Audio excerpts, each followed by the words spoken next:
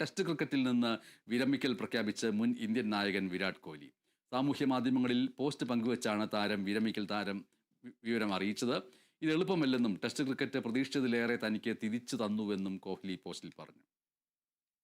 സാമൂഹ്യ മാധ്യമങ്ങളിൽ പങ്കുവച്ച കുറിപ്പിലൂടെയാണ് താരം വിരമിക്കൽ പ്രഖ്യാപിച്ചത്. ഇത് എളുപ്പമല്ലെന്നും ടെസ്റ്റ് ക്രിക്കറ്റ് താൻ പ്രതീക്ഷിച്ചതിലേറെ തനിക്ക് തിരിച്ചു തന്നുവെന്നും കോഹ്ലി പോസ്റ്റിൽ പറഞ്ഞു. എക്കാലവും ടെസ്റ്റ് കരിയറിനെ സന്തോഷത്തോടെ നോക്കുമെന്നും വിരമിക്കൽ കുറിപ്പിലുണ്ട്.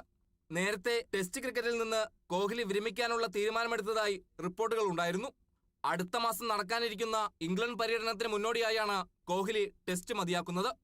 ഇന്ത്യക്കായി 123 ടെസ്റ്റ് കളിച്ച വിരാട് കോഹ്ലി 9230 റൺസ് നേടിയിട്ടുണ്ട്.